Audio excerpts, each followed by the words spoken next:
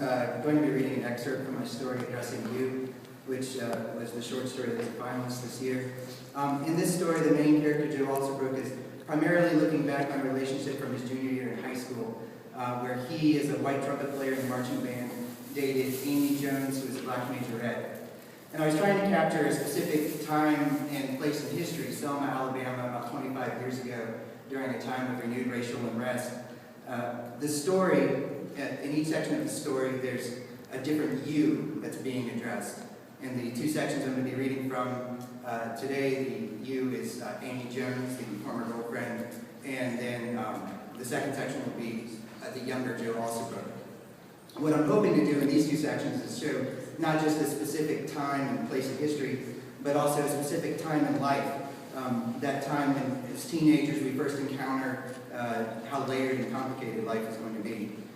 So hopefully this gets to the underlying theme of the readings today. So this will be first section 12, which is addressed to Amy. Your arms were strong, Amy, when you held me in the front seat of my car on that dirt road north of town as I shook and you told me softly to calm down, that we didn't need to worry about anyone else. Fucking McDonald's, I spat. Baby, it wasn't the Big Mac and it wasn't no McDonald's, she said.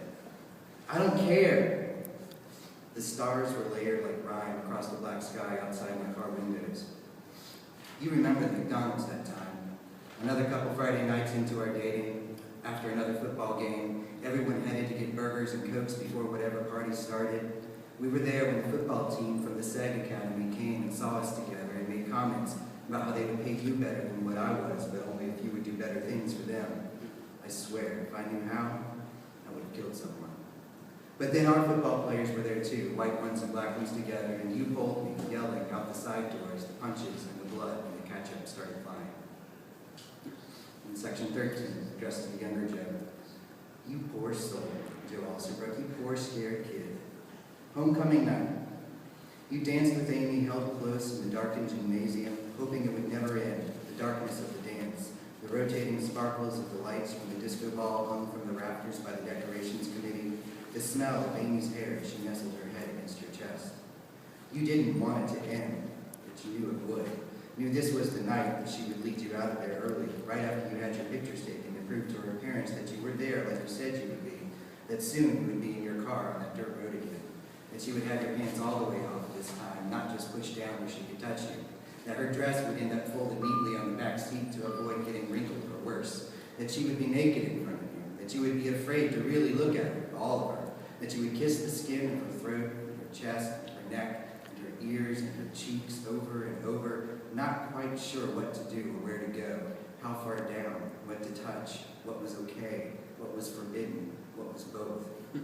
And then it was too much, and there it was, the desperation, the clumsiness, the expectation, and she pulled you toward her, on top of her, the car seat reclined back as far as you could make it go, and you tried to go places you had never even properly seen, had no idea how it all worked, how it all fit together, and she coaxed you, shifted you, trying to make it right, and then you both forgot who you were doing it for, and then, just as you were trying to figure out how to laugh it off, find a way to not do it, but to not hurt her or hurt you, or, God forbid, never get the chance to do it again, and when she sounded like she was ready to give up too, you were in.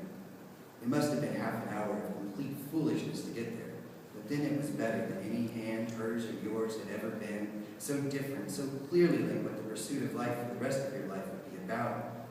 But you didn't think about that then, because once you were in and you wanted nothing more than to stay in, and nothing more than to be out, and you were filled with the fear of every sex ed class you had ever had, sperm and eggs and money and desperate afternoon phone calls and beige clinics and babies or not babies and parents' disappointment and furor and your own shame, and forget about college and grad school and a decent job and cocktail parties where you would be the hit of the evening, and forget about art movies in a big city with sophisticated friends, and forget about concerts with your lover by your side, your own and yours, and forget about leaving this place or places like it. And then Amy was catching her breath short when you were back there with her on this homecoming night, junior year. Your blue 1978 Japanese hatchback creaking on its springs, the windows fogged up, Amy sweating underneath you even though the night was cold. And you opened your eyes, which you just then realized had been squeezed shut tight, and her face was loose and her